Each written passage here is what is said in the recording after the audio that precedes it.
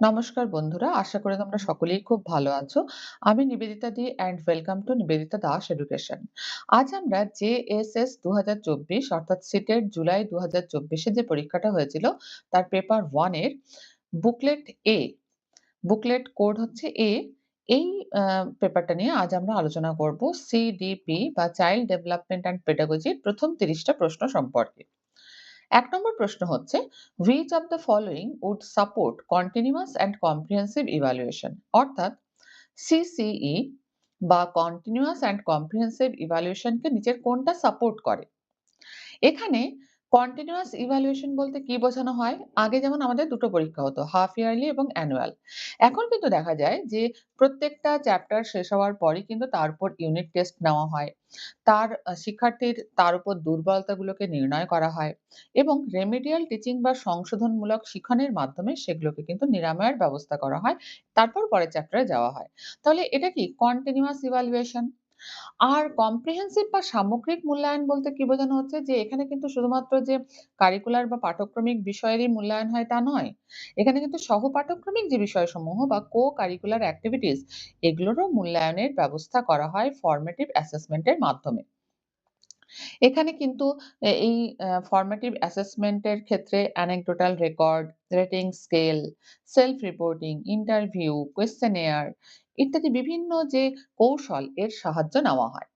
তাহলে এখানে আমরা অপশনগুলো দেখি।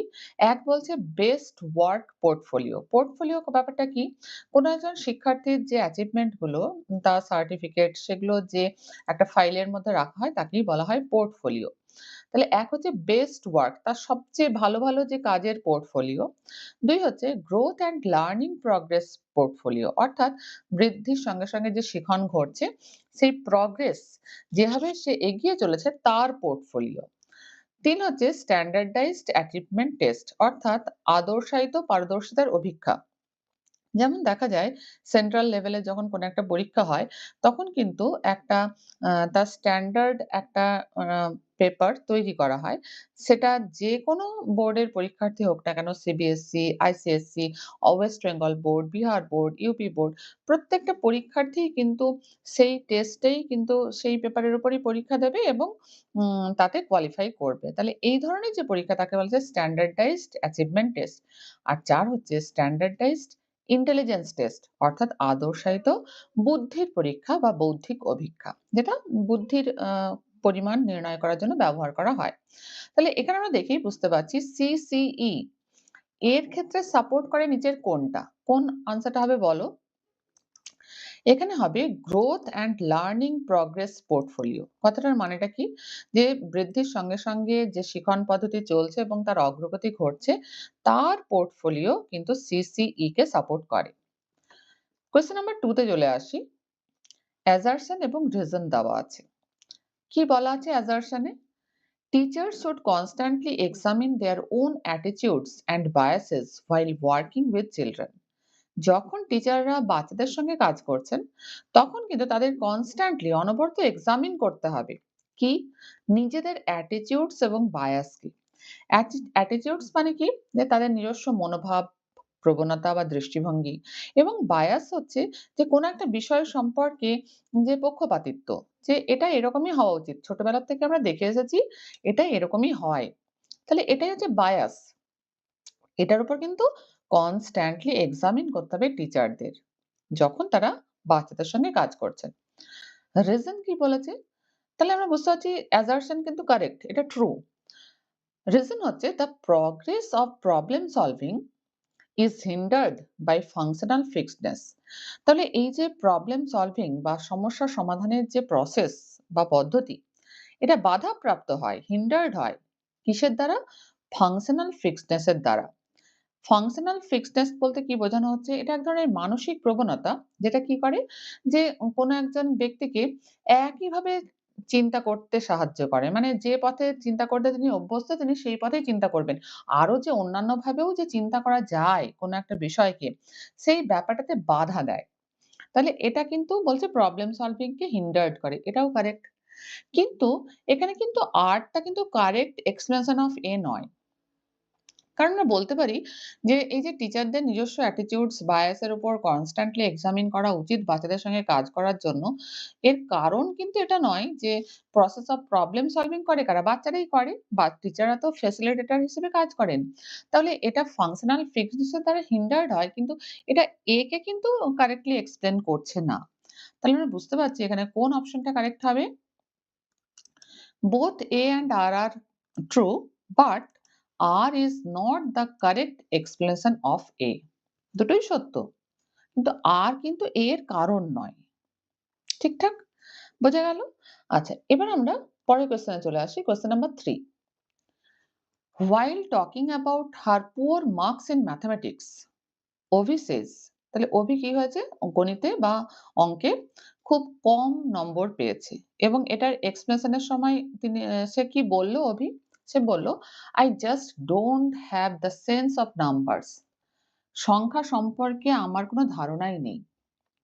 অভি is attributing his performance to তাহলে অভি তার যে এই যে খারাপ পারফরম্যান্স হয়েছে, খারাপ নম্বর এসছে, এটার জন্য কাকে দায়ী করলো? এক হচ্ছে লাক বা ভাগ্য, ২ হচ্ছে টাস্ক ডিফিকাল্টি বা কাজের কঠিনতা, ৩ হচ্ছে ল্যাক অফ এফোর্ট তার যে চেষ্টার খামতি বা কম চেষ্টা করেছে সে, তাও নয়। ৪ হচ্ছে ল্যাক অফ এবিলিটি। তাহলে অভি পরিষ্কার বলছে, "I just don't have the sense of numbers." Numbers বা সংখ্যা সম্পর্কে ধারণাই আমার নেই। তাহলে এটা নিশ্চয়ই কি হবে? Lack of ability. অভি কিন্তু এই ব্যাপারটাই বলার চেষ্টা করল। এই কারণটাকেই দায়ী করল যে তার সক্ষমতার অভাবের জন্য কিন্তু তার ম্যাথমেটিক্স এ খারাপ নম্বর এসেছে। পরের কোয়েশ্চেনে আসি। Question number 4. According to Lev Vygotsky's theory. তাহলে এখানে কিন্তু ভাইগটস্কির যে সোশ্যাল কনস্ট্রাকটিভিজম থিওরি, সামাজিক নির্মিতবাদ তত্ত্ব, সেটা সম্পর্কে জানতে হবে। তবেই কোয়েশ্চেনের আনসারটা করতে পারবো। Which of the following is a recommended approach in order to optimize students' learning experience? শিক্ষার্থীদের যে শিখন অভিজ্ঞতা, এটা সম্পর্কে রেকমেন্ডেড অ্যাপ্রোচ নিচের কোনটা? যেটা ভাইগটস্কির মতে। ভাইগটস্কির যে অ্যাপ্রোচ গুলো রেকমেন্ড করেছিলেন তার মধ্যে নিচের কোনটা ঠিক? ১ নম্বর বলছে providing students with work that is completely unrelated to their current level of understanding. তাহলে ভাইগটস্কির যে থিওরি, সোশ্যাল কনস্ট্রাকটিভিজম থিওরি বা সামাজিক নির্মিতবাদ তত্ত্ব, এর কয়েকটা মূল নীতি ছিল বা বেসিক প্রিন্সিপালস ছিল। সেগুলো কি, কি? জাস্ট একবার কুইক রিভিশন করে নিই।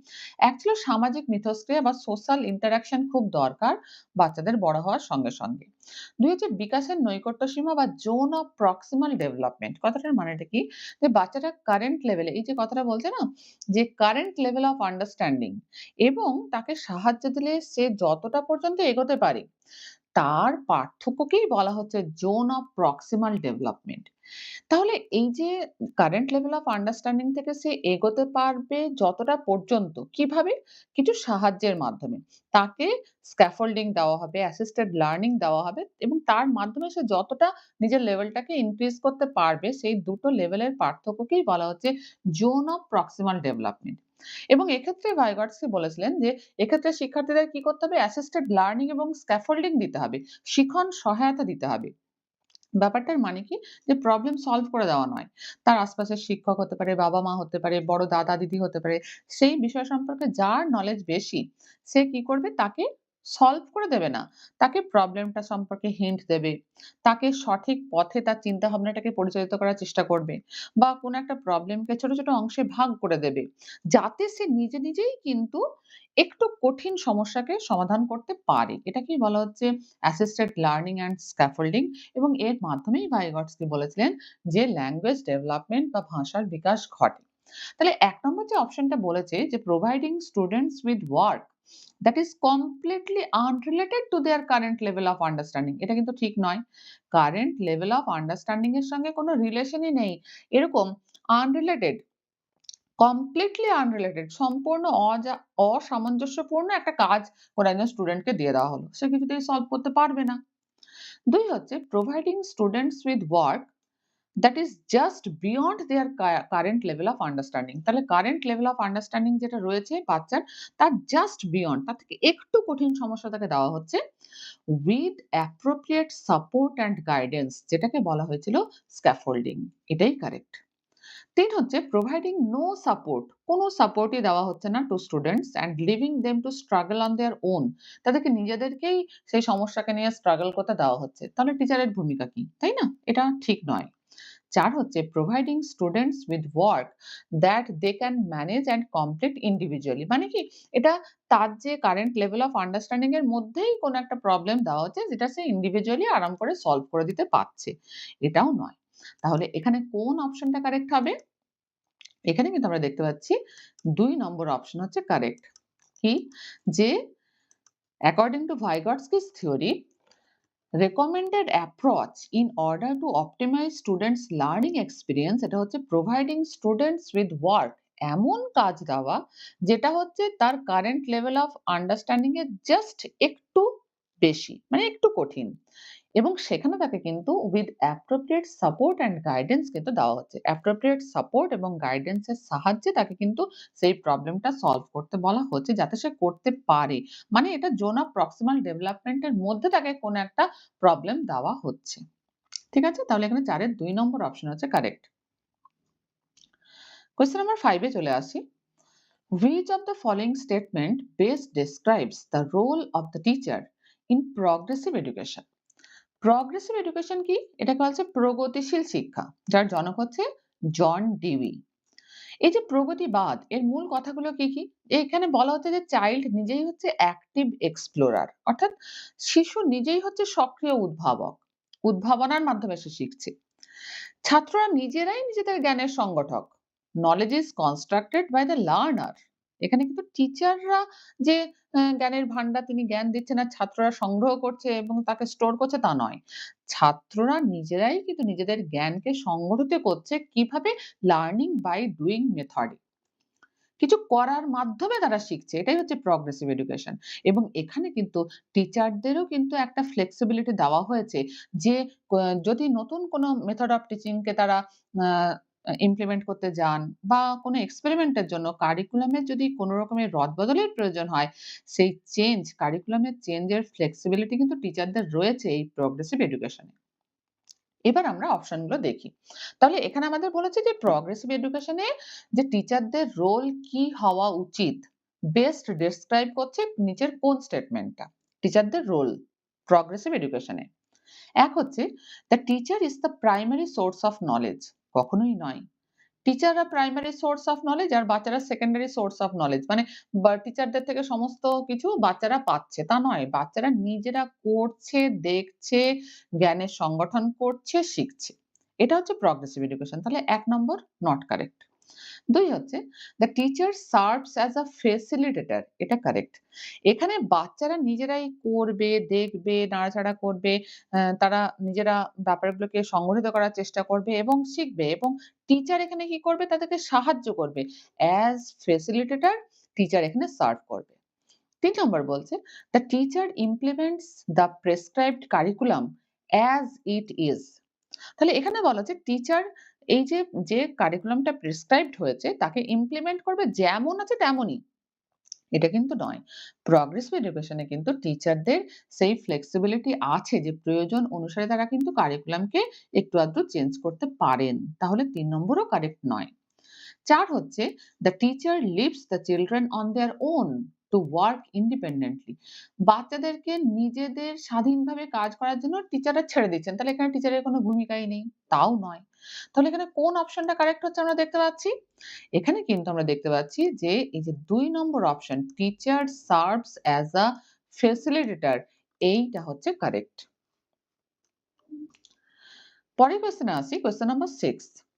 Howard Gardner's concept of intelligence implicates that।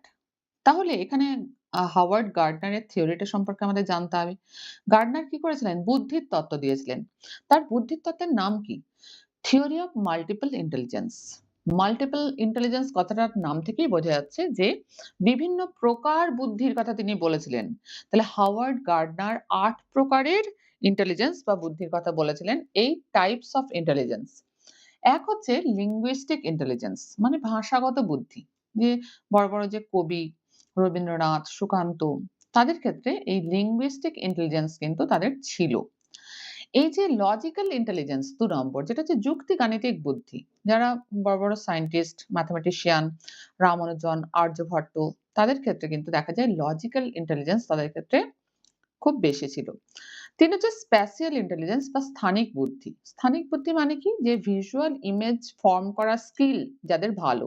যেমন স্কাল্পচার মানে ভাস্কর্য যারা তৈরি করে। আর্কিটেক্ট, কার্টোগ্রাফার বা মানচিত্রকার তাদের ক্ষেত্রে দেখা যায় স্প্যাশিয়াল ইন্টেলিজেন্স কিন্তু বেশি থাকে। ৪ হচ্ছে মিউজিক্যাল ইন্টেলিজেন্স অর্থাৎ সঙ্গীত বা ছন্দাশ্রয়ী বুদ্ধি। এ আর রহমান, লতা মঙ্গেশকর এনাদের কথা এক্ষেত্রে বলা যেতে পারে। ৫ হচ্ছে বডিলি কাইনেস্থেটিক্স বা শারীরিক বা দেহ সঞ্চালনগত বুদ্ধি। অর্থাৎ যারা বডি বা দেহকে কি করে ফ্লেক্সিবলি এবং ক্রিয়েটিভলি ব্যবহার করতে পারে। যেমন জিমন্যাস্ট, ড্যান্সার, পাইলট এদের ক্ষেত্রে কিন্তু এই প্রকার যে ইন্টেলিজেন্স থাকে। ৬ হচ্ছে ইন্টারপার্সোনাল ইন্টেলিজেন্স মানে আন্তঃব্যক্তি বুদ্ধি। মানে অন্যের ব্যবহার সম্পর্কে যারা খুব সচেতন। যেমন social worker, leaders, political leaders, psychologist, motivational speaker তাদের ক্ষেত্রে দেখা যায় ইন্টারপার্সোনাল ইন্টেলিজেন্স এর ক্ষেত্রে তাদের একটা ব্যাপার থাকে। ৭ নম্বর হচ্ছে ইন্ট্রাপার্সোনাল ইন্টেলিজেন্স অর্থাৎ অন্তর্ব্যক্তি বুদ্ধি। মানে নিজের মোটিভ, নিজের ডিজায়ার এগুলো সম্পর্কে যারা খুব সচেতন। যেমন ফিলোজোফার, পোয়েট এর মধ্যে পড়ে।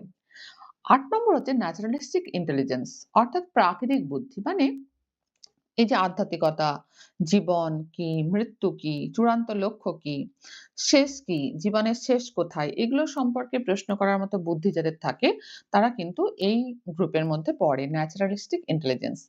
তাহলে এবার আমরা অপশনে আসতে পারি যে হাওয়ার্ড গার্ডনারের যে concept of intelligence, multiple intelligence, theory of multiple intelligence যেটা তিনি দিয়েছিলেন সেটা ইমপ্লিকেটস দ্যাট সেটা কি প্রকাশ করে? এক হচ্ছে everyone processes and understand the world in the same way. প্রত্যেকে পৃথিবীকে একইভাবে দেখে এবং বোঝে। এটা কখনোই ঠিক নয়। ২ হচ্ছে human beings differ in their abilities in different domains. এটা কারেক্ট। ডিফারেন্ট ডোমেইন সেটা মিউজিক হতে পারে, লিঙ্গুইস্টিক হতে পারে, লজিক্যাল হতে পারে, স্প্যাশিয়াল হতে পারে, বডিলি কাইনেস্থেটিক হতে পারে, ইন্টারপার্সোনাল হতে পারে, ইন্ট্রাপার্সোনাল হতে পারে। বিভিন্ন যে ডোমেইন গুলো রয়েছে সেখানে কিন্তু এবিলিটিস ডিফার করে বিভিন্ন হিউম্যান বিংস এর। এটা কারেক্ট। ৩ হচ্ছে intelligence has only one dimension. বুদ্ধির একটাই ডাইমেনশন রয়েছে তা নয়। ৪ intelligence is only about practical learning. যে ব্যবহারিক লার্নিং, ইন্টেলিজেন্স বুদ্ধি মানে হচ্ছে ব্যবহারিক শিখন তা কিন্তু নয়। তাহলে হাওয়ার্ড গার্ডনারের যে কনসেপ্ট সেটা কি বলছে? কোন আনসারটা কারেক্ট হবে? যে human beings differ in their abilities in different domains. ঠিক আছে? ৬ এর ২ নম্বর আনসার হচ্ছে কারেক্ট। পরের কোয়েশ্চেনে চলে আসি। Question number 7 Which of the following sequence of representation of concept is in accordance with children's gradual development of cognitive abilities? শিশুদের যে gradual development ক্রমাগত যে বিকাশ ঘটছে কোন ক্ষেত্রে কগনিটিভ এবিলিটিস এর ক্ষেত্রে বা প্রজ্ঞামূলক ক্ষেত্রে সেখানে কোন সিকোয়েন্সটা মেনটেন হয়? কোনো একটা বাচ্চা যখন বড় হয় ধীরে, ধীরে দেখা যায় যে ৬ মাসের পর থেকেই প্রত্যেকটা জিনিস হাত দিচ্ছে, নাড়ছে, চাড়ছে, ভাঙছে, ছুঁড়ছে, ফেলছে, দেখছে, কোথা থেকে শব্দ আসছে শোনার চেষ্টা করছে। মানে সে ১ম এই কি হচ্ছে অ্যাকশন মানে সে সবকিছুতে কিন্তু একটা কাজ করছে, দেখছে, শুনছে মানে তার সমস্ত ইন্দ্রিয়গুলো কিন্তু কাজ করছে। তাহলে ১ম এ হচ্ছে অ্যাকশন বেসড। তারপর বিভিন্ন ছবির যে বই, ছবি দেখে সে অ্যা একটা আইডিয়া পাচ্ছে যে কোনটাকে কি বলে। ছবির সঙ্গে সেই বস্তুকে কিন্তু আ তার মধ্যে একটা সামঞ্জস্য তৈরি করতে শিখছে। তারপর হচ্ছে সিম্বল বেসড মানে হচ্ছে যে সিম্বলের ধারণা তারপর আসছে। তাহলে এখানে কোন অপশনটা কারেক্ট হবে? এখানে আমরা দেখতে পাচ্ছি ১ম এই আসবে কি অ্যাকশন বেসড সেটা একটাই অপশনে রয়েছে সেটা হচ্ছে 1 তাহলে আমরা দেখতে পাচ্ছি যে এই সিকোয়েন্সেই কিন্তু কগনিটিভ এবিলিটিস ডেভেলপ করে। ১ম এ অ্যাকশন বেসড, তারপর ইমেজ বেসড, তারপর সিম্বল বেসড। তাহলে কোয়েশ্চেন নাম্বার 7 এর ১ নম্বর আনসার হচ্ছে কারেক্ট। এরপর আমরা পরের কোয়েশ্চেনে চলে আসি। কোয়েশ্চেন নাম্বার 8 এখানেও কিন্তু আমরা দেখতে পাচ্ছি অ্যাসারশন এবং রিজন এর উপর কোয়েশ্চেন রয়েছে। অ্যাসারশন এ কি বলছে? Teacher should provide emotional support to children in the classroom to ensure effective learning. টিচারদের ইমোশনাল সাপোর্ট মানে প্রাক্ষবিক সাহায্য দেওয়া উচিত বাচ্চাদের। কোথায়? ক্লাসরুমের মধ্যে। এফেক্টিভ লার্নিং এর জন্য অর্থাৎ কার্যকরী শিখন সুনিশ্চিত করার জন্য বাচ্চাদের কিন্তু ইমোশনাল সাপোর্ট দেওয়া উচিত ক্লাসরুমে। কাদের? টিচারদের। তাহলে এটা ট্রু, নিশ্চয়ই ট্রু। রিজন কি বলছে? Emotions and cognitions are related to each other in complex ways. তাহলে এই যে ইমোশনস বা প্রক্ষোভ এবং কগনিশন বা প্রজ্ঞা, এই যে দুটো ব্যাপার এটা কিন্তু পরস্পর সম্পর্কিত। কিরকম ভাবে? কমপ্লেক্স ওয়েজে কিন্তু এরা পরস্পর রিলেটেড। এটাও কারেক্ট। এবং এই যে দুটো রিলেটেড বলেই কগনিশন এন্ড ডেভেলপমেন্ট এর জন্য ইমোশনাল সাপোর্ট দরকার। তাহলে এখান থেকে আমরা বলতে পারি আর এটা কিন্তু কারেক্ট এক্সপ্লেনেশন অফ এ। তাহলে কোন আনসারটা কারেক্ট হবে? আমরা দেখতে পাচ্ছি এখানে both A and R are true and R is the correct explanation of A, অর্থাৎ এক্ষেত্রে ১ নম্বর অপশনটা হচ্ছে কারেক্ট। পরের কোয়েশ্চেনে আসি, question number 9, which of the following statement about development is correct? তাহলে বিকাশ সম্পর্কিত নিজের কোন তথ্যটা সঠিক? ১ নম্বর বলছে development is a discontinuous process, অর্থাৎ বিকাশ একটা বিচ্ছিন্ন প্রক্রিয়া, কখনোই নয়। আমরা জানি বিকাশ হচ্ছে নিরবচ্ছিন্ন প্রক্রিয়া, কন্টিনিউয়াস প্রসেস, তাহলে এটা কারেক্ট নয়। ২ হচ্ছে development occurs in spiral manner not linear. তাহলে এই যে বিকাশ এটা কিভাবে ঘটে? এটা কিন্তু একটা সর্পিল পদ্ধতিতে ঘটে, এটা কিন্তু কোনো সরলরৈখিক পদ্ধতি নয়। এটা কারেক্ট। আমাকে কোনটা কারেক্ট সেটাই জিজ্ঞেস করেছে। ২ নম্বর কিন্তু কারেক্ট। ৩ হচ্ছে development proceeds from specific to general.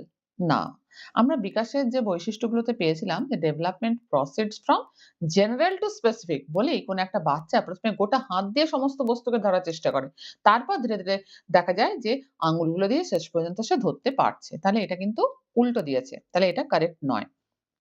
৪ নম্বর different aspects of development are independent to each other. এটাও কিন্তু কারেক্ট না। ইন্ডিপেন্ডেন্ট নয়, ডিফারেন্ট অ্যাসপেক্টস অফ ডেভেলপমেন্ট। বিকাশের যে বিভিন্ন দিকগুলো, সামাজিক বিকাশ, মানসিক বিকাশ, বৌদ্ধিক বিকাশ, তার যে প্রক্ষোভমূলক বিকাশ, এগুলো প্রত্যেকটা পরস্পর সম্পর্কিত। কখনোই ইন্ডিপেন্ডেন্ট টু ইচ আদার নয়। তাহলে এখানে কোন অপশনটা কারেক্ট? আমরা দেখতে পাচ্ছি যে development occurs in a spiral manner not linear, এটা কারেক্ট। কোয়েশ্চেন নাম্বার 10 এ চলে আসি। According to Lev Vygotsky, children regulate their own behaviour through the. অর্থাৎ ভাইগটস্কির মতে শিশুরা নিজেদের ব্যবহারকে রেগুলেট করে বা নিয়ন্ত্রণ করে কিসের মাধ্যমে? এক হচ্ছে প্রসেস অফ অ্যাডাপ্টেশন, অভিযোজনের মাধ্যমে। ২ হলো ইউজ অফ ইনার স্পিচ, অর্থাৎ ইনার স্পিচের মাধ্যমে, ইনার স্পিচ ব্যবহার করে। ৩ হচ্ছে প্রসেস অফ ইকুইলিব্রেশন, ভারসাম্যকরণের মাধ্যমে। এবং ৪ হচ্ছে ইউজ অফ সেলফ রিইনফোর্সমেন্ট, মানে নিজেই নিজেকে যে রিইনফোর্স করার মাধ্যমে। তাহলে ভাইগটস্কির যে থিওরি সেখানে আমরা কিন্তু ইনার স্পিচ এটা আমরা পেয়েছিলাম।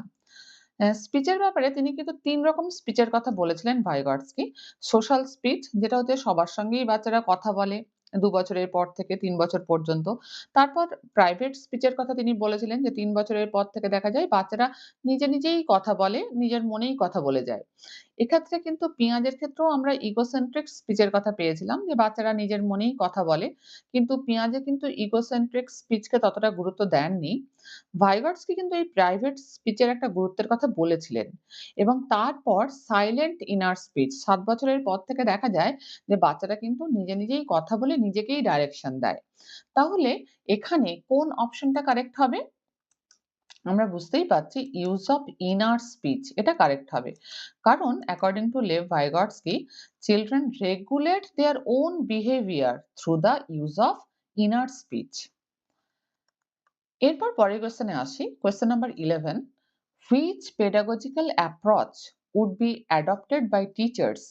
তাহলে টিচারদের কোন পেডাগজিক্যাল অ্যাপ্রোচকে অ্যাডপ্ট করা বা গ্রহণ করা উচিত who firmly believe in constructivism to teach concept of floating and sinking to class 5 children?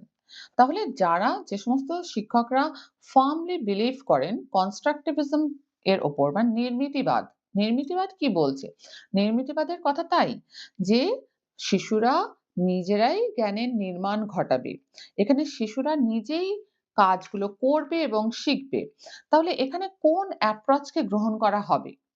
এক হচ্ছে লেকচার মেথড। লেকচার মেথডে কি হয়? যে টিচার লেকচার দিচ্ছেন বা আ যে তার যে জ্ঞান রয়েছে সেটা তিনি বলছেন কোনো একটা বিষয় সম্পর্কে এবং ছাত্ররা শুনছে, শিখছে। তাহলে এটা নিশ্চয়ই কনস্ট্রাকটিভিজম এর অ্যাপ্রোচ হতে পারে না। ২ হচ্ছে শোয়িং ভিডিওস। ভিডিওসও বাচ্চারা দেখছে, শুনছে, শিখছে। নিজেদের করার এখানে কিন্তু কোনো ব্যাপার নেই। ৩ হচ্ছে শোয়িং পাওয়ার পয়েন্ট রিপ্রেজেন্টেশন। এখানেও বাচ্চারা কিন্তু পাওয়ার পয়েন্ট রিপ্রেজেন্টেশন এর ব্যাপারগুলোকে দেখছে। এখানে করার নিজেদের যে লার্নিং বাই ডুইং এই ব্যাপারটা কিন্তু নেই। আর ৪ হচ্ছে গাইডেড ডিসকভারি। মানে তারা কিন্তু ডিসকভার করছে কিন্তু গাইডেড মানে টিচাররা কিন্তু এখানে ফ্যাসিলিটেটর এর কাজ করছেন। তাহলে এখানে কনস্ট্রাকটিভিজম থিওরির অ্যাপ্রোচ কোনটা হবে? আমরা দেখেই বুঝতে পারছি ৪ নম্বর আনসারটা কিন্তু এখানে কারেক্ট হবে। যে পেডাগজিক্যাল অ্যাপ্রোচ কোনটা গ্রহণ করবেন টিচাররা যারা ফার্মলি বিলিভ করেন কনস্ট্রাকটিভিজম এ তারা কিন্তু এই গাইডেড ডিসকভারির ব্যাপারটাই এই অ্যাপ্রোচটাকেই গ্রহণ করবেন এই ফ্লোটিং অ্যান্ড সিঙ্কিং ক্লাস 5 এর স্টুডেন্টদের শেখানোর সময়। তাহলে ১১ নম্বর কোয়েশ্চেনের ৪ নম্বর অপশনটা হচ্ছে কারেক্ট। কোয়েশ্চেন নাম্বার 12 এ চলে আসি। Which of the following is not an effective memory technique for meaningful learning? কোনটা এফেক্টিভ মেমোরি টেকনিক নয় মিনিংফুল লার্নিং এর ক্ষেত্রে? তাহলে এক হচ্ছে কি রোট রিহার্সাল। রোট রিহার্সাল মানে মুখস্থ করা। বারবার কোনো একটা জিনিসকে করে মুখস্থ করা। এটা হচ্ছে রোট রিহার্সাল। ২ হচ্ছে নিমোনিক্স। নিমোনিক্স ব্যাপারটা কি? না এটা হচ্ছে স্মৃতি সহায়ক কৌশল। যেমন এই যে হয় না অনেক রকমের নিমোনিক্স থাকে যার মধ্যে যেমন আমরা এই যে রামধনুর ৭ টা রং কিভাবে মনে রাখি? বেনিয়া সহকলা। তাই তো? বে মানে বেগুনি, নি মানে নীল, মানে আকাশী, মানে সবুজ, মানে হলুদ, কমলা, হচ্ছে লাল। তাহলে প্রত্যেকটা যে রঙের ১ম অক্ষরগুলোকে নিয়ে আমরা একটা আ তৈরি করেছি বেনিয়া সহকালা। আবার আমরা করেছিলাম সেই বাবার হলো আবার জ্বর, সারিল ঔষধে। কি জন্য? যেটা মুঘল সাম্রাজ্যের যে বিভিন্ন রাজাদের নামগুলো মনে রাখার জন্য। বাবর, বাবার মানে ১ম অক্ষর বা মানে বাবর। হলো, হচ্ছে হুমায়ুন। আবার হচ্ছে আকবর। হচ্ছে জাহাঙ্গীর। হচ্ছে সারিল, হচ্ছে শাহজাহান এবং ঔষধ হচ্ছে ঔরঙ্গজেব। তাহলে এইভাবে মনে রাখার যে টেকনিক তাকে বলা হয় নিমোনিক্স। হচ্ছে কনসেপ্ট ম্যাপিং। কনসেপ্ট ম্যাপিং মানে কি? যে কোন একটা বিষয়ের কনসেপ্ট কে কিন্তু ক্লিয়ার করা। এটা হচ্ছে কনসেপ্ট ম্যাপিং। আর ৪ হচ্ছে ইলাবোরেটিভ রিহার্সাল মানে দীর্ঘমেয়াদী স্মৃতিতে কিন্তু সাহায্য করার জন্য এই ইলাবোরেটিভ রিহার্সাল করা হয়। তাহলে এখানে বলছে যে কোনটা not an effective memory technique for meaningful learning. Meaningful learning এর জন্য এফেক্টিভ মেমোরি টেকনিক নয় কোনটা? আমরা দেখতে পাচ্ছি যে সবই মেমোরি টেকনিক কিন্তু তার মধ্যে এফেক্টিভ নয় কোনটা সেটা হচ্ছে রোট রিহার্সাল। শুধুমাত্র জিনিসটাকে আমি বারবার পড়বো আর যন্ত্রের মতো মুখস্থ করে মনে রাখবো, এটা কিন্তু কখনোই effective memory টেকনিক হতে পারে না। নিমোনিক্স এর তাও আমরা কিছুটা ব্যবহার করছি। কিন্তু এর মাধ্যমে meaningful লার্নিং কিন্তু হচ্ছে কিছুটা হলেও। কনসেপ্ট ম্যাপিং ও তাই, elaborative rehearsal এও কিছুটা কাজে লাগছে। কিন্তু কোনটা নয় সেটা হচ্ছে রোট রিহার্সাল। তাহলে ১২ র ১ নম্বর আনসার হচ্ছে a not an effective memory technique। এখানে নট টা ভীষণ ইম্পোর্টেন্ট এটা খেয়াল করতে হবে। Question number 13 এ আসি। Which of the following is not a characteristics of a well formulated critical thinking question? তাহলে কি বলছে? আবার সেই নট এটা দেখতে হবে। কোয়েশ্চেনটা ভালো করে পড়তে হবে কিন্তু। যে নিচের কোনটা একটা বৈশিষ্ট্য নয়? কি কার? না well formulated critical thinking question মানে যে কোয়েশ্চেন এর ক্ষেত্রে আমাদের কিন্তু চিন্তা করতে হবে। critical thinking কোয়েশ্চেন এর ক্ষেত্রে কোনটা একটা বৈশিষ্ট্য নয়? এক হচ্ছে it is open ended and allows for multiple answers। তাহলে critical thinking question মানেই হচ্ছে একটা কোয়েশ্চেন দেওয়া হচ্ছে যাকে আমরা বিভিন্নভাবে চিন্তা করতে পারি, অনেক রকমের আনসার আসতে পারে। তাহলে এটা কিন্তু কারেক্ট, এটা একটা characteristics. 2, it is based primarily on factual information. এটা শুধুমাত্র কিছু factual information এর উপর based করে তৈরি, তা নয়। তাহলে এটাই হচ্ছে কারেক্ট যে এটা কিন্তু characteristics নয়। যে শুধুমাত্র কিছু তথ্যের উপর ভিত্তি করে আমি আনসার করতে পারবো, আ সেটা কিন্তু ক্রিটিক্যাল থিংকিং কোয়েশ্চেন এর ক্ষেত্রে হয় না। ৩ হচ্ছে it requires analysis and evaluation of information. এটা সত্যি। ক্রিটিক্যাল থিংকিং কোয়েশ্চেন মানেই সেখানে ইনফরমেশন গুলোকে অ্যানালিসিস করতে হবে, ব্যাখ্যা করতে হবে এবং ইভালুয়েশন করতে হবে সেগুলোর। ৪ হচ্ছে it promotes higher level thinking and problem solving skills. তাহলে ক্রিটিক্যাল থিংকিং কোয়েশ্চেন কিন্তু ভীষণ জরুরি বা ভীষণ গুরুত্বপূর্ণ হায়ার লেভেল থিংকিং এর জন্য এবং সমস্যা সমাধানের স্কিল বা দক্ষতা তৈরির জন্য। এটাও কারেক্ট। তাহলে কোনটা নট কারেক্ট? আমরা দেখতে পেলাম যে it is based primarily on factual information, এটা কিন্তু নট কারেক্ট। এটা ঠিক নয়। এটা একটা বৈশিষ্ট্য নয় well formulated critical thinking question এর। ঠিক আছে? এরপর আমরা 14 নম্বর কোয়েশ্চেনে চলে আসি। অ্যাসারশন এবং রিজন। অ্যাসারশন কি বলেছে? যে classroom pedagogy should be culturally responsive to meet the needs of students from diverse cultural backgrounds. তাহলে এখানে কি বলছে? যে ক্লাসরুম পেডাগজি এটা কি হতে হবে? কালচারালি রেসপন্সিভ, মানে সংস্কৃতিগতভাবেও কিন্তু এর একটা গুরুত্ব রয়েছে বা এর একটা আমরা বলতে পারি যে রেসপন্সিবিলিটি রয়েছে to meet the needs of students from diverse cultural background. বিভিন্ন কালচারাল ব্যাকগ্রাউন্ড থেকে যে স্টুডেন্টরা আসছে সেখানে কিন্তু এই ক্লাসরুম পেডাগজির একটা কিন্তু কালচারালি রেসপন্সিবিলিটি রয়েছে। এটা ঠিক। রিজন কি বলছে? Equity in classroom can be ensured only through standardized curriculum and assessment. এটা কিন্তু কখনোই ঠিক নয়। ইকুইটি কথাটার মানে কি? ইকুয়ালিটি আর ইকুইটির মধ্যে পার্থক্য কি? ইকুয়ালিটি মানে হচ্ছে সবাইকে সমপরিমাণে দেওয়া। এটা হচ্ছে ইকুয়ালিটি। কিন্তু ইকুইটি মানে হচ্ছে যে বিভিন্ন ব্যাকগ্রাউন্ড থেকে যে স্টুডেন্টরা আসছে তারা কিন্তু সবাই একইভাবে সুযোগ সুবিধা পেয়ে আসেনি। কেউ কিন্তু খুব অ উম খুব মানে অ একটা হয়তো ফার্স্ট জেনারেশন এডুকেশন সেই বাড়ি থেকে কোনো একটা বাচ্চা আসছে। আর কোনো একটা বাচ্চা আসছে কোনো একটা ওয়েল এডুকেটেড ফ্যামিলি থেকে। তাহলে রিসোর্স দেওয়ার ক্ষেত্রে কিন্তু ইকুইটি বলছে যে ফার্স্ট জেনারেশন এডুকেশন তাকে কিন্তু আগে আমাকে আ সাপোর্ট দিয়ে আ ওই বাচ্চাটার সমান পজিশনে আনতে হবে। তারপর দুজনকে সমান রিসোর্স দিতে হবে যাতে তারা একইভাবে এগিয়ে যেতে পারে। এটাকে বলা হচ্ছে ইকুইটি। তাহলে equity in classroom can be ensured only through, এটা শুধুমাত্র ইকুইটিটাকে আমরা এনশিওর করতে পারি শুধুমাত্র স্ট্যান্ডার্ডাইজড কারিকুলাম এবং অ্যাসেসমেন্টের মাধ্যমে। এটা কখনোই ঠিক নয়।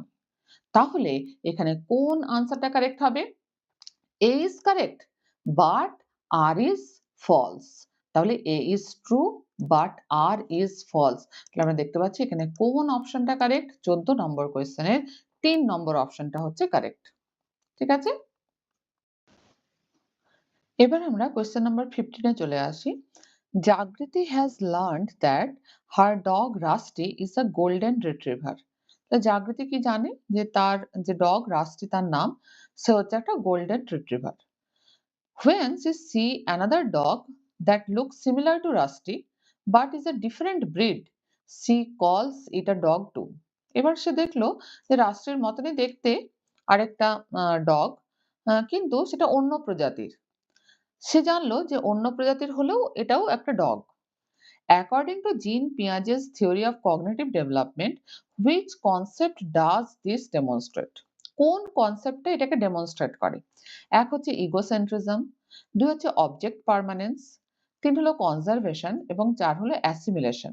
তাহলে আমরা যখন পিয়াজের কগনিটিভ ডেভেলপমেন্ট থিওরি পড়বো, তখন তার যে বিভিন্ন যে স্তরগুলো রয়েছে, স্টেজেস অফ কগনিটিভ ডেভেলপমেন্ট, তার মধ্যে ১ম এই রয়েছে সেনসরি মোটর স্টেজ, যেটা হচ্ছে জন্ম থেকে ২ বছর পর্যন্ত। প্রাক সক্রিয়তা স্তর বা প্রি অপারেশনাল স্টেজ, যেটা হচ্ছে ২ থেকে ৭ বছর পর্যন্ত। তারপরে কংক্রিট অপারেশনাল স্টেজ বা মূর্ত সক্রিয়তা স্তর, যেটা হচ্ছে ৭ থেকে ১১ বছর পর্যন্ত এবং ফর্মাল অপারেশনাল স্টেজ বা যৌক্তিক সক্রিয়তা স্তর সেটা হচ্ছে কি আমার ১১ থেকে ১৮ বছর পর্যন্ত। তাহলে এই যে বিভিন্ন স্তরের কিন্তু কিছু বৈশিষ্ট্য আমরা পাবো। তার মধ্যে যে ইগোসেন্ট্রিজম, অবজেক্ট পার্মানেন্স এগুলো কিন্তু সংবেদন সঞ্চালনমূলক স্তর বা সেন্সরি মোটর স্টেজ এর বৈশিষ্ট্যের মধ্যে পড়ে। এই যে কনজারভেশন আমরা যেটা দেখতে পাচ্ছি সেটা আমরা দেখতে পাই যে অপারেশনাল স্টেজ যেটা অর্থাৎ মূর্ত সক্রিয়তা স্তর সেখানে কিন্তু এই যে কনজারভেশন এটা একটা বৈশিষ্ট্য, সংরক্ষণ এটা তার মধ্যে পড়ে। তাহলে এই যে যখন তিনি কগনিটিভ ডেভেলপমেন্ট থিওরি দিয়েছিলেন, তখন তিনি কিন্তু কয়েকটা ধারণার উল্লেখ করেছিলেন যার মধ্যে একটা ছিল স্কিমা। স্কিমা ব্যাপারটা কি? স্কিমার ধারণা ১ম দিয়েছিলেন আর্ট বার্টলেট। তিনি বলেছিলেন যে কোনো একটা মুহূর্তে কোনো একজন শিক্ষার্থীর কাছে যে তথ্যগুলো সে একত্র করে রেখেছে, তার যে একক সংগঠন তাকে বলা হয় স্কিমা। এই যে স্কিমা কগনিটিভ ডেভেলপমেন্ট এর ক্ষেত্রে স্কিমার একটা গুরুত্ব রয়েছে। এই স্কিমা কি হয়? সম্প্রসারিত হয়। কার মাধ্যমে? বিভিন্ন এক্টিভিটিস এর মাধ্যমে। যত তার এক্সপোজার হবে বাইরের এনভায়রনমেন্ট এর সঙ্গে বা যত তার নলেজ বাড়বে তত স্কিমা সম্প্রসারিত হবে।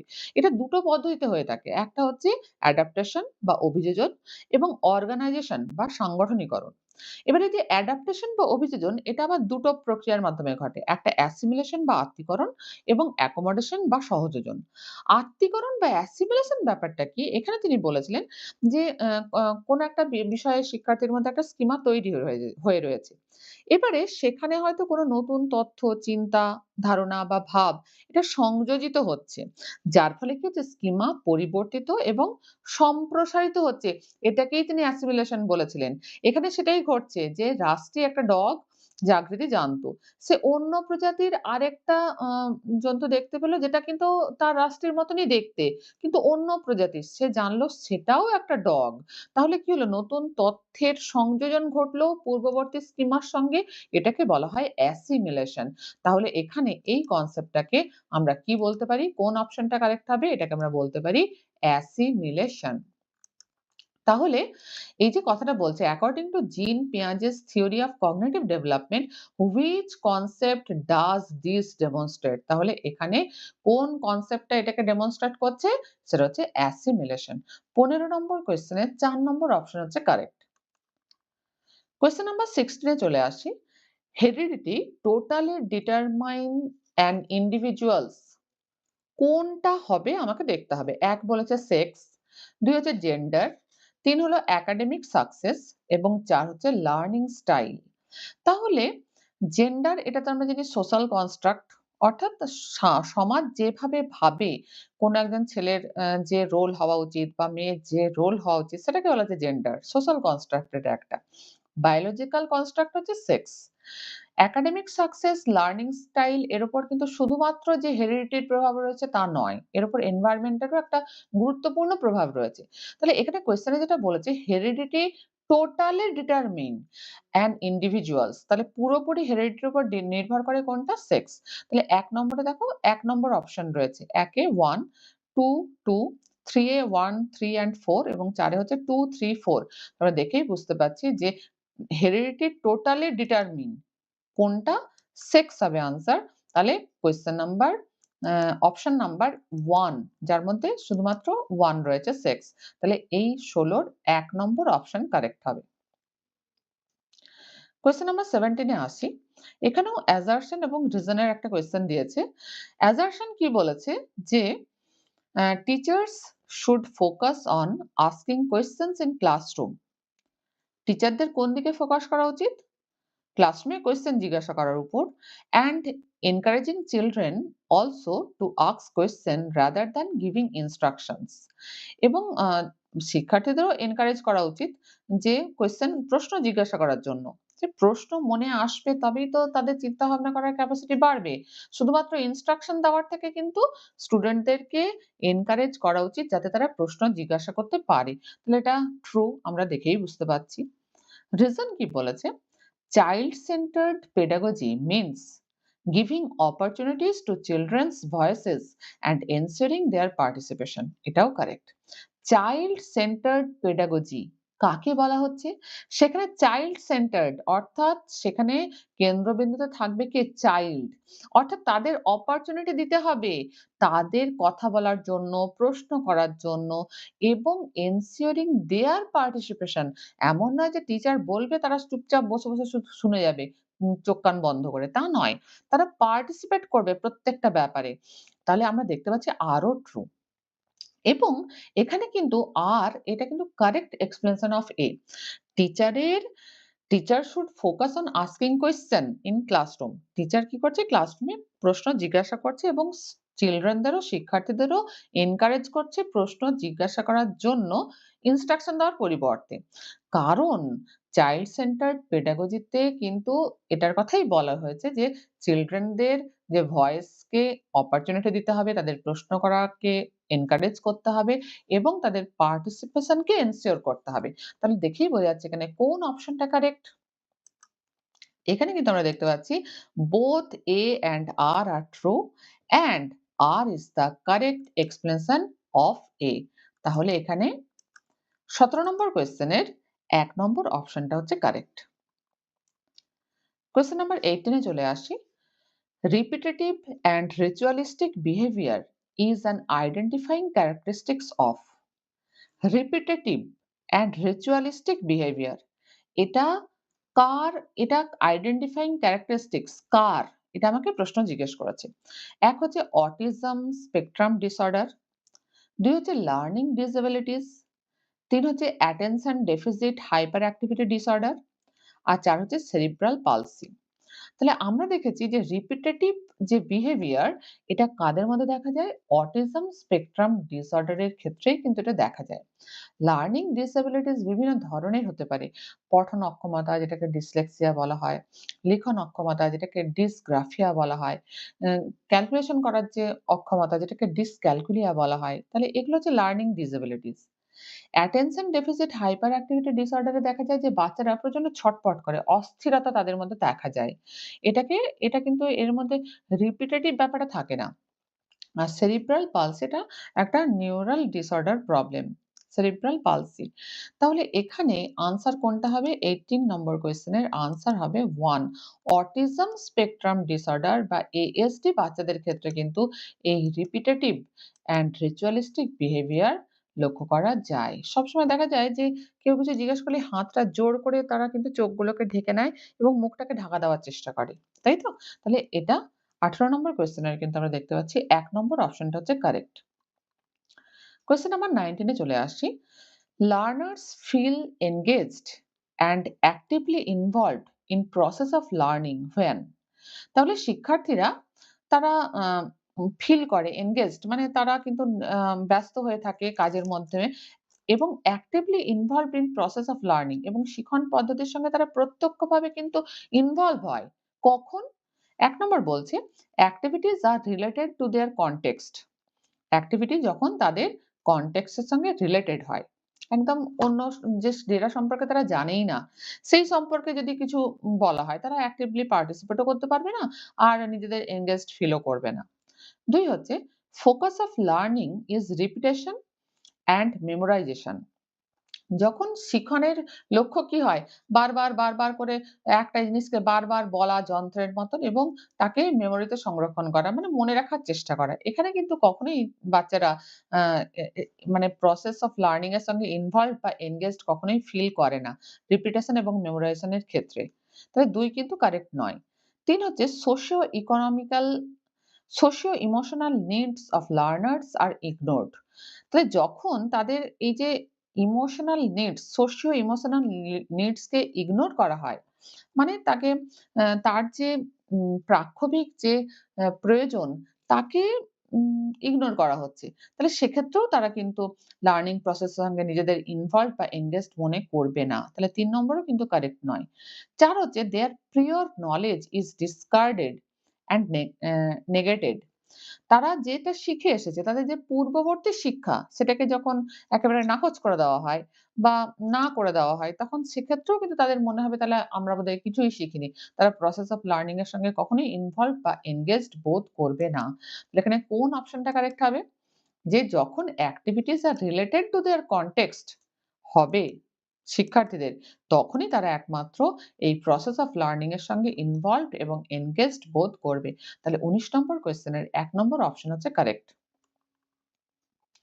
কোয়েশ্চেন নাম্বার 20 তে চলে আসি। Children with learning difficulties typically ২০ নম্বর কোয়েশ্চেনে বলছে যে যাদের মধ্যে লার্নিং ডিফিকাল্টিজ থাকে তাদেরকে কি বলা হয়? 1 have difficulties in reading due to their poor sight তাদের দৃষ্টিশক্তির কিছু অসুবিধার জন্য তারা পড়তে পারে না। ২ হচ্ছে have problems in regulating their emotions তাদের ইমোশন বা প্রক্ষোভকে রেগুলেট করার ক্ষেত্রে বা আ আ নির্দিষ্টকরণের ক্ষেত্রে কিছু অসুবিধার সম্মুখীন হয় তারা। ৩ হচ্ছে have confusion with letters and alphabets that look alike একই রকম দেখতে যে লেটার এবং অ্যালফাবেট গুলোর মধ্যে তারা কিন্তু কনফিউশন হয় তাদের। যেমন বি আর ডি বুঝতে পারে না, বি এর জায়গায় ডি লেখে, ডি এর জায়গায় বি লেখে। ৪ নম্বর হচ্ছে have very low IQ as diagnosed through standard intelligence test দেখা যায় তাদের আইকিউ খুব কম হয়। তাহলে যাদের লার্নিং ডিফিকাল্টিজ দেখা যায় তাদের কোনটা দেখা যায় এই ৪ টে অপশনের মধ্যে? তাদের কিন্তু এই ব্যাপারটা দেখা যায় যে তারা কিন্তু এই যে লেটার এবং অ্যালফাবেটস যেগুলো অ্যালাইক বা একই রকম দেখতে তাদের মধ্যে তাদের কনফিউশন তারা কিন্তু ক্রিয়েট হয় তাদের ক্ষেত্রে। এটাই হচ্ছে লার্নিং ডিসএবিলিটিজ এর ক্ষেত্রে দেখা যায়। তাহলে ২০ ৩ নম্বর অপশন হচ্ছে কারেক্ট। পুয়ার সাইট বা দৃষ্টিশক্তি কম থাকার কারণে দেখতে কম পাচ্ছে এবং তার পড়তে অসুবিধা হচ্ছে। এটা লার্নিং ডিফিকাল্টিজ নয়। চশমা দিলেই ঠিক হয়ে যাবে। ইমোশনকে রেগুলেট করার ক্ষেত্রে অসুবিধা হলে সেখানে প্রাক্ষোভিক যে জায়গাটা অসুবিধা হচ্ছে সেটা লার্নিং ডিফিকাল্টিজ এর মধ্যে পড়ে না। আর আইকিউ কম এটা বৌদ্ধিক ক্ষমতা কম, ঠিক আছে, ইন্টেলিজেন্স কোশেন্ট কম। সেটা লার্নিং ডিফিকাল্টিজ নয়। সেক্ষেত্রে তাকে সেইভাবে ম্যানেজ করতে হবে। তাহলে এখানে ৩ নম্বর অপশন কিন্তু কারেক্ট হবে। কোয়েশ্চেন নাম্বার 21 এ চলে আসি। 21 বলছে feral children those who experienced severe social deprivation since very young age Feral children মানে কি? সেই যে দুটো বাচ্চার কথা দেখা গিয়েছিল যে আমরা সোশ্যালাইজেশন এর ক্ষেত্রে পড়েছিলাম যে দুটো বাচ্চা ১ম থেকেই কিন্তু আ একটা ওই বনে মানুষ হয়েছিল। একটা পশুর সঙ্গে। তাহলে তাদের কিন্তু পুরোপুরি তারা মানুষের সোসাইটি থেকে বিচ্ছিন্ন একটা অন্য পরিবেশে বড় হয়েছে। অ্যা ফলে তাদেরকে কিন্তু সেই তাদের সোশ্যালি ডেপ্রাইভড বলাই যেতে পারে সিন্স ভেরি ইয়ং এজ একদম ছোটবেলা থেকে। usually have delayed or hindered development তাদের ক্ষেত্রে কিন্তু কি দেখা যায়? ডেভেলপমেন্ট বা বিকাশের ক্ষেত্রে কিন্তু ডিলে দেখা যায় এবং বাধাপ্রাপ্ত হয় তাদের বিকাশ ভীষণভাবে। and despite rehabilitation এবং পরবর্তীকালে তাদেরকে যদি ফিরিয়েও আনা হয়, তাদেরকে যদি আবার আ আ সোসাইটির মধ্যে রাখা হয়, দেখা যায় that the improvement in certain domains of development is likely to be subordinate কিছু, কিছু ক্ষেত্রে domains of development দেখা যায় যে খুব কম বা খুব ধীর বা আ প্রায় হয়ই না বললে চলে। This period wherein development is significantly influenced by environmental support is called তাহলে এই যে খুব ছোটবেলাকায় ০ থেকে ৬ বছর বয়সে যে সময়টাতে environmental support ভীষণভাবে জরুরি influenced করে। environmental support মানে হচ্ছে আমাদের চারপাশের পরিবেশ, আমাদের বিকাশকে, বাচ্চাদের বিকাশকে ভীষণভাবে মানে প্রভাবিত করে। সেই সময়টাকে কি বলে? ১ নম্বর বলছে ডিডাকটিভ পিরিয়ড ২ হচ্ছে ইনটুইটিভ পিরিয়ড, ৩ হচ্ছে নেটিভ পিরিয়ড আর ৪ হচ্ছে সেনসিটিভ পিরিয়ড। তাহলে এখানে কিন্তু এই যে ০ থেকে ৬ বছরের সময়কাল, যে সময়কালের যে সোশ্যাল এনভায়রনমেন্ট প্রচন্ডভাবে বাচ্চার বিকাশকে প্রভাবিত করে, সেই সময়টাকে বলা হয় কিন্তু সেনসিটিভ পিরিয়ড।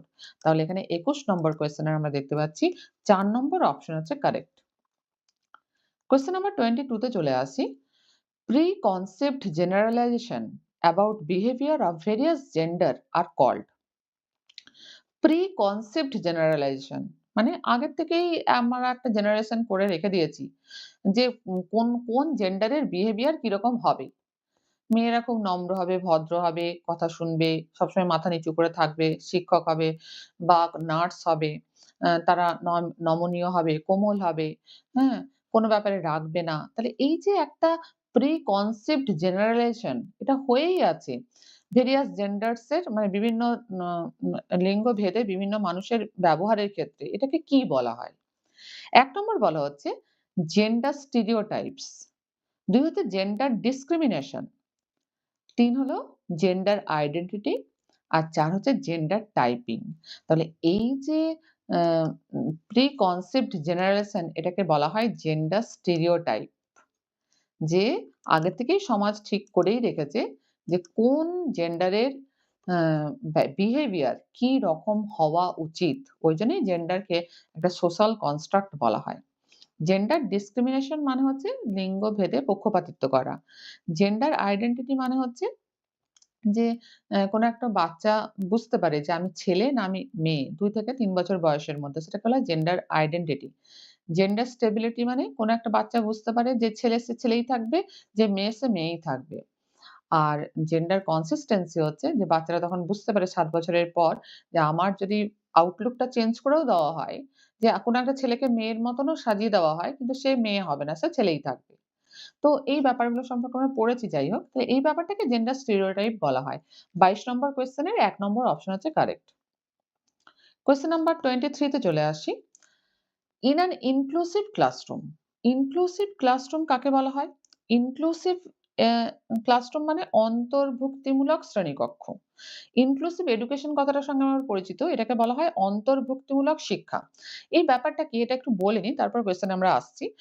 এটা হচ্ছে যে ইনক্লুসিভ এডুকেশন হচ্ছে যে কোনো একটা যেমন দেখা যায় যে কোনো একটা স্কুলে সেরকম কোনো আলাদা ব্যবস্থা নেই। একটা রিসোর্স রুম করে দেওয়া হয়েছে এবং সেখানে কোন রকমের পরিবর্তন ছাড়াই কোনো একটা বাচ্চাকে যার কোনো একটা ডিফিকাল্টিজ রয়েছে তাকে স্কুলে অ্যাডমিশন করা হলো এবং এটা ধরেই নেওয়া হয় যে সেই বাচ্চাটাই কিন্তু যে বর্তমান শিক্ষা ব্যবস্থায় চলে আসছে তার সঙ্গে নিজেই মানিয়ে নেবে এটা আশা করা হয়।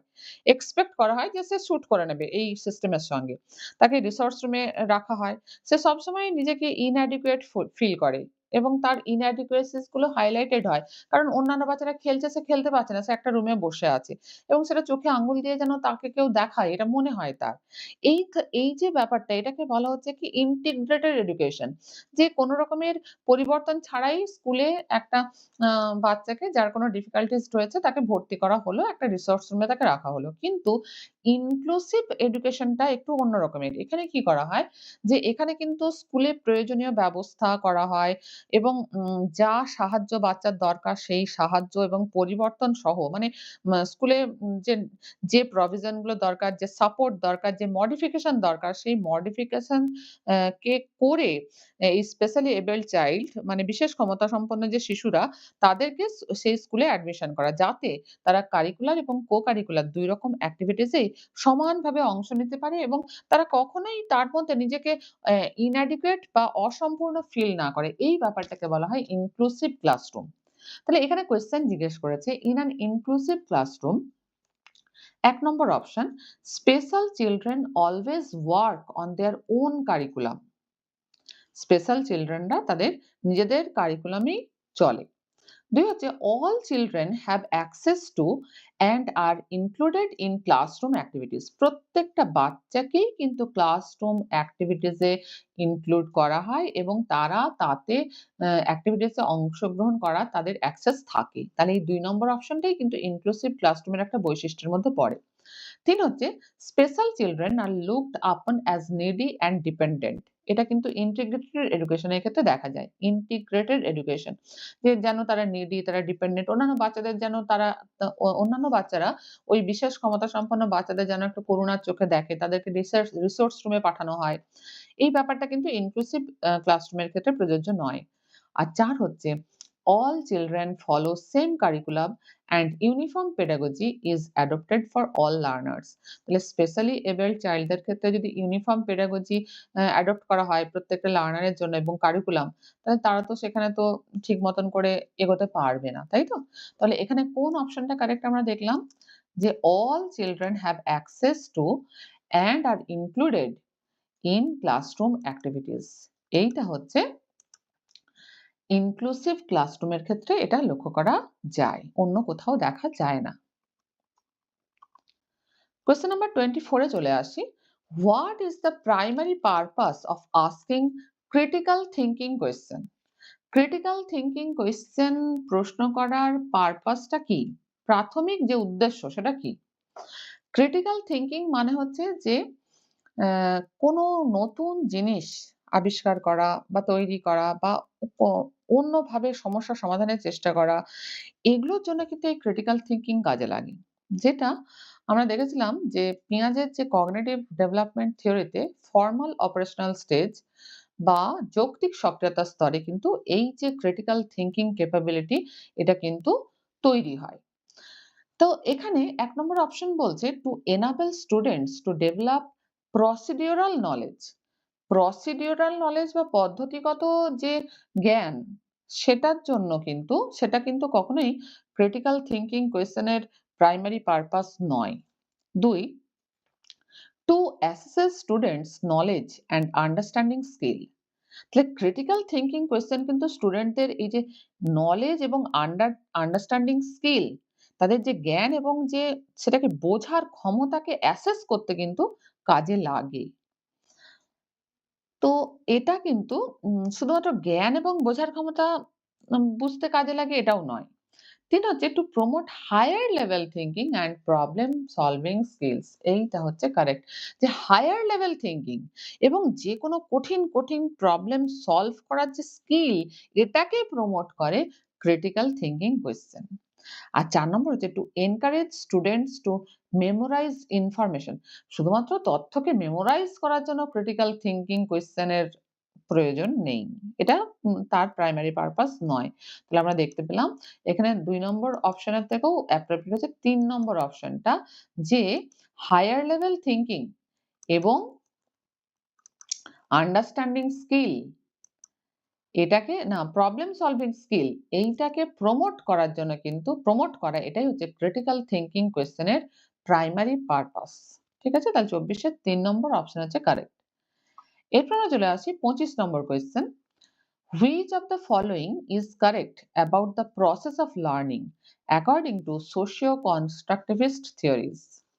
তাহলে সামাজিক নির্মিতিবাদ থিওরির ক্ষেত্রে নিচের কোনটা সঠিক about the process of learning অর্থাৎ শিখনের পদ্ধতির ক্ষেত্রে? ১ হচ্ছে learning is an individualistic process that occurs in isolation। মানে প্রত্যেক ব্যক্তিগত প্রক্রিয়া, শিখনটা একটা ব্যক্তিগত প্রক্রিয়া যেটা একাই ঘটে থাকে। মানে আইসোলেশন মানে একলাই সেই ব্যক্তিগত শিখন ঘটছে। এটা কিন্তু সোশিও কনস্ট্রাকটিভিস্ট থিওরির মধ্যে নয়। অ্যাকর্ডিং টু সোশিও কনস্ট্রাকটিভিস্ট থিওরিতে এটা কিন্তু কারেক্ট নয়। ২ হচ্ছে learning occurs only in classroom or formal educational setting. শুধুমাত্র ক্লাসরুমেই শিখন ঘটে এবং ফরমাল এডুকেশনাল সেটিং যেটা চিরাচরিত যে একটা পদ্ধতি হয়ে চলে এসেছে তার মাধ্যমেই শিখন ঘটে। এটাও ঠিক নয়। ৩ হচ্ছে learning is a passive process that occurs solely through observation. তাহলে শুধুমাত্র দেখার মাধ্যমে প্যাসিভ প্রসেস, শিখন একটা প্যাসিভ প্রসেস মানে অ্যাক্টিভ নয়। লার্নিং বাই ডুইং এর মাধ্যমে হচ্ছে না, দেখার মাধ্যমে, শোনার মাধ্যমে শিখন ঘটছে। এটাও কিন্তু সোসিও কনস্ট্রাকটিভিস্ট থিওরির আ অনুযায়ী এটা কিন্তু কারেক্ট নয়। ৪ নম্বর বলছে learning is a social process of meaning making. তাহলে সোশিও কনস্ট্রাকটিভিস্ট থিওরিতে এটাই বলা হচ্ছে যে শিখন ব্যাপারটা কি? একটা সোশ্যাল প্রসেস, সামাজিক একটা প্রক্রিয়া যার মাধ্যমে কিন্তু আমরা যেকোনো কিছুর অর্থ সেটাকে আমরা বুঝতে শিখি এবং এর মাধ্যমে শিখন ঘটে। তাহলে ২৫ নম্বর কোয়েশ্চেনের ৪ নম্বর অপশন হচ্ছে কারেক্ট। পরের কোয়েশ্চেনে চলে আসি। Question number ২৬। এখানেও আমরা দেখতে পাচ্ছি অ্যাসারশন এবং রিজন দেওয়া আছে। কি দেওয়া আছে দেখি? অ্যাসারশন এ কি বলছে?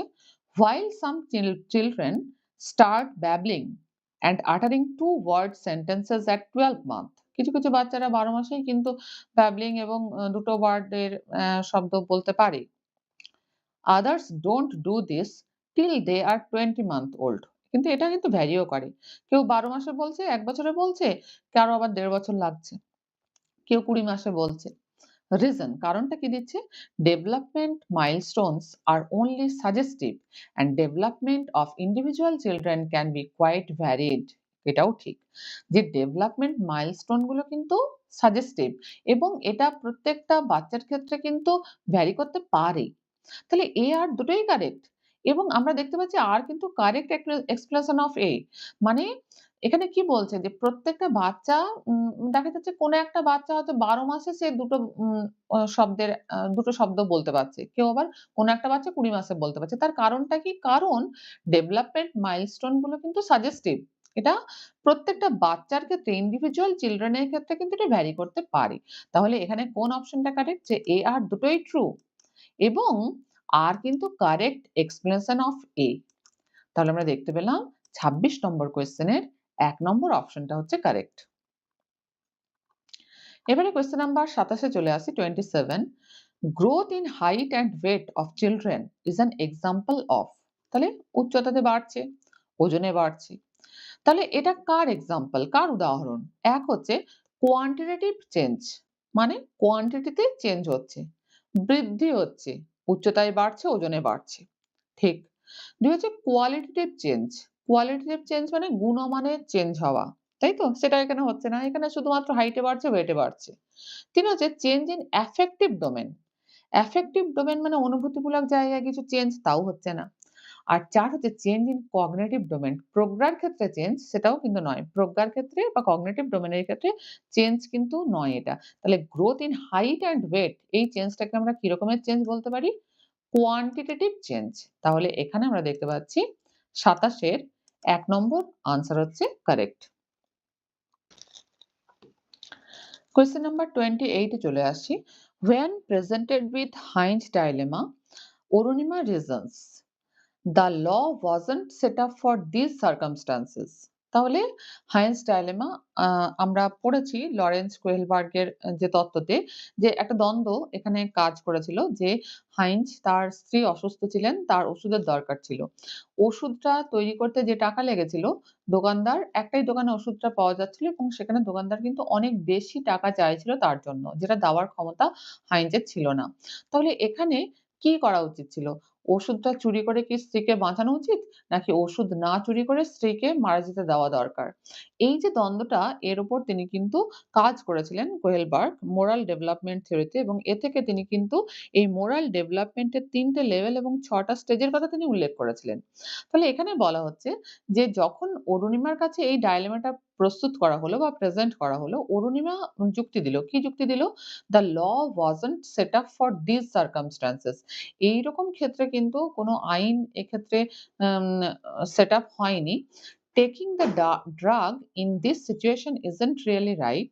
তাহলে এই ওষুধটা চুরি করা আসলে উচিত নয়, বাট ইটস জাস্টিফাইড। কিন্তু এটার এর পেছনে যুক্তি আছে। কারণ ওষুধটা না পেলে স্ত্রী মারা যাবে। Which stage of moral development is Arunima according to the theory of Lawrence Kohlberg? কোহেলবার্গের মতে অরুণিমা মোরাল ডেভেলপমেন্ট এর কোন স্টেজে রয়েছে? এক হচ্ছে সোশ্যাল কনসার্ন অ্যান্ড কনসায়েন্স। এটা কিন্তু আমরা দেখতে পাচ্ছি 3rd স্টেজ, তাই তো? 2nd লেভেলের 3rd স্টেজে কিন্তু বলা হচ্ছে যে authority and social order maintaining orientation. যে সোশ্যাল কনসার্ন অ্যান্ড কনসায়েন্স মানে আ সেই আইন দ্বারা নিয়ন্ত্রিত যেটা সমস্ত সমাজ দ্বারা স্বীকৃত। এইরকম ভাবেই চলা উচিত। এটা মনে হয়। তাহলে এটা তো নয়। ২ হচ্ছে morality of contrast of individual rights and of democratically.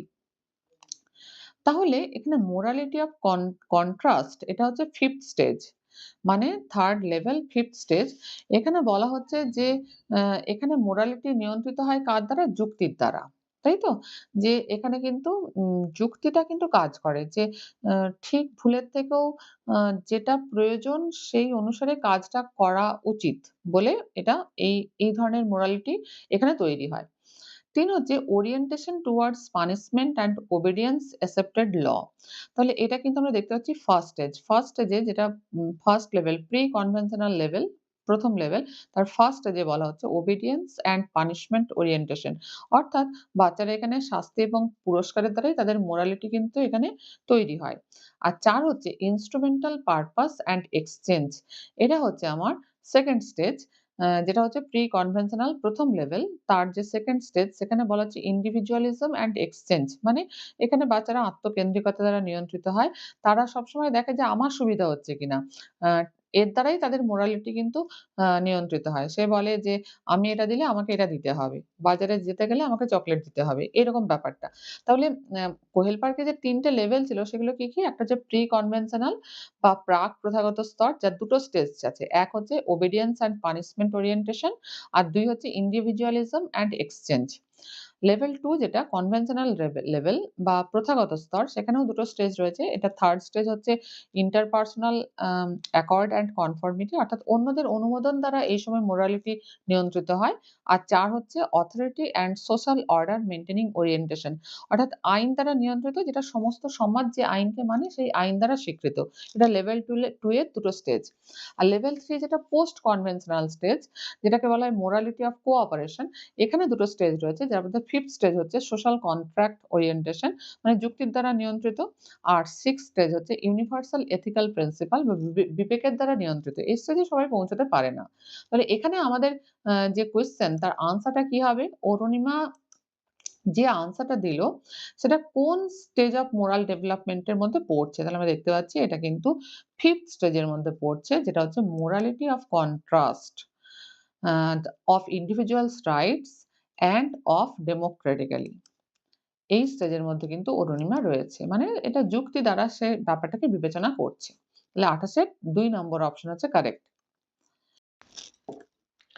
Question number 29 এ চলে আসি।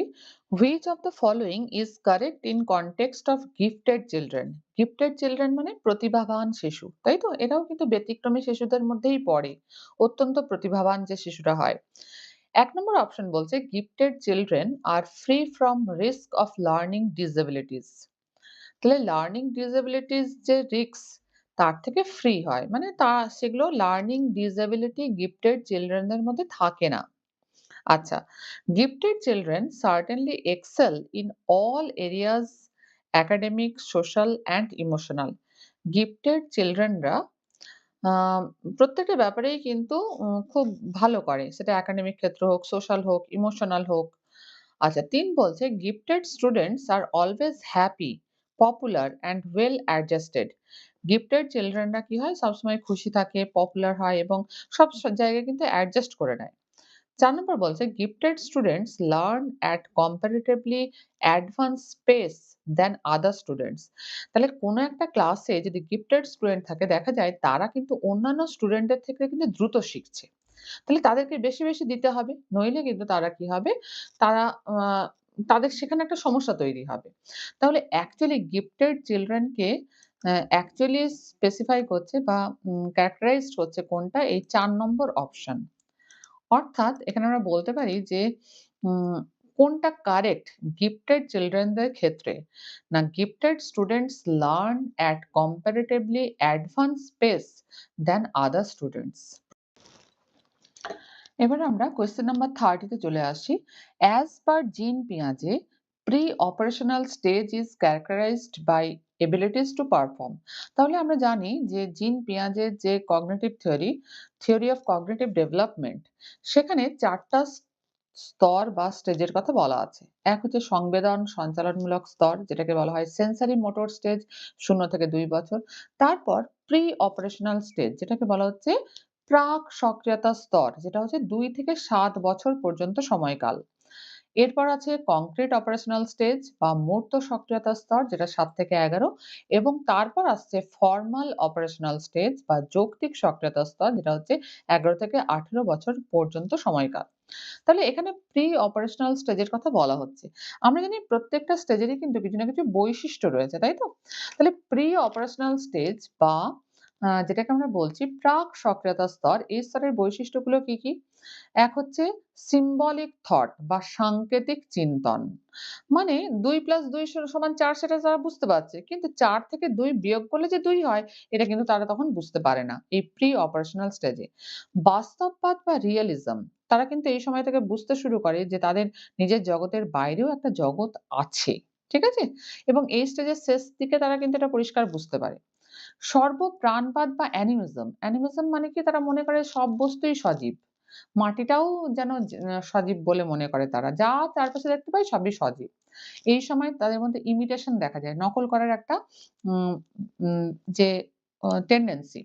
এছাড়াও এই সময় আত্মকেন্দ্রিক চিন্তন বা ইগোসেন্ট্রিক থিংকিং দেখা যায়। যে তারা ভাবে যে আমরা যেটা বুঝছি, যা শুনছি আমাদের চারপাশে সবাই সেটাই বুঝছে, সেটাই শুনছে। আর্টিফিশিয়ালিটি দেখা যায়।